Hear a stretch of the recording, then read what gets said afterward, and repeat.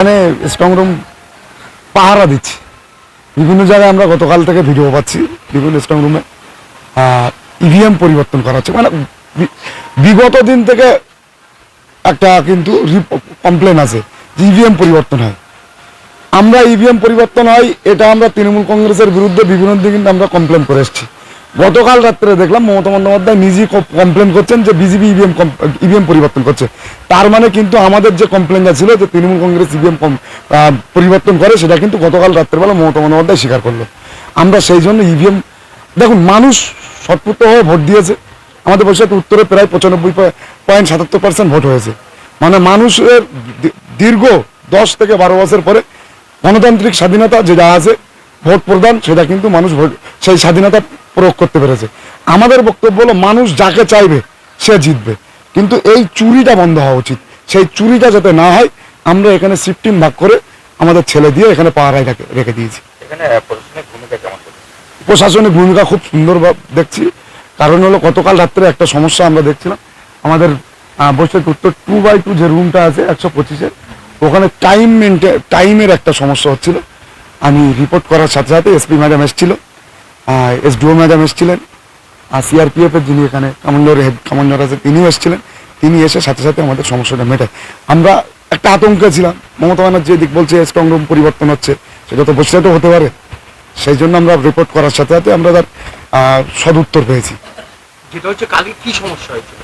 সমস্যাটা হলো ওই কোনাটা দেখলে বুঝতে পারবেন ওখানে টাইমটা সিসিটিভি দেখুন অন্য জায়গায় টাইম ঘন্টা উঠছে, মিনিট উঠছে, তারপরে সেকেন্ড উঠছে। আমার বৈশাখ উত্তরে আচ্ছা শুধু ঘন্টাটা উঠছে, মিনিট আর সেকেন্ডটা দেখা যাচ্ছে না। এইবার ওই যে ছবিটা আমরা দেখতে পাচ্ছি শুধুমাত্র একটা ছবি মাত্র দেখতে পাচ্ছি, যে ওর মধ্যে নড়াচড়া কিছু হচ্ছে না। ওটা তো এটা হতে পারে যে পজ করে আছে, আমি তো মিনিট উঠতে দেখতে পাচ্ছি না। সেজন্য ই নিয়ে একটা কমপ্লেন করেছিলাম, সেটা তারপরেও এখনো ওই পর্যন্ত আছে। আরো সাহেব বললেন যে দিনের বেলা সকালবেলা এলইডিটা পরিবর্তন করে দেবে। ইভিএম নিয়ে যে সমস্যা তৈরি হয়েছে এটা কি কোনো একটা আতঙ্ক কাজ করছে? আতঙ্ক তো অবশ্যই কাজ করছে। কারণ মানুষ ভোট দিয়েছে, যদি ইভিএম রাতারাতি চুরি করে তাহলে মানুষের ভোট দেওয়ার মানে কি হয়? গতকালকে রাত্রেও তো এই নিয়ে একটা হ্যাঁ, গতকাল রাত্রে ইভিএম পরিবর্তন হয়েছে। আমরা তৃণমূল কংগ্রেসের বিভিন্ন পেজ থেকে আমরা দেখলাম আপলোড হয়েছে। মমতা বন্দ্যোপাধ্যায় তিনি ইন্দোরে চলে গিয়েছেন ইভিএম পাহারা দিতে।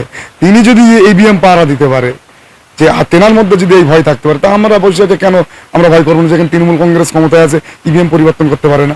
রাত্রেবেলা করে আমরা দেখছি তো নেতারা ঢুকছে, কখন কি করে, কার সঙ্গে কি সেটিং হয়।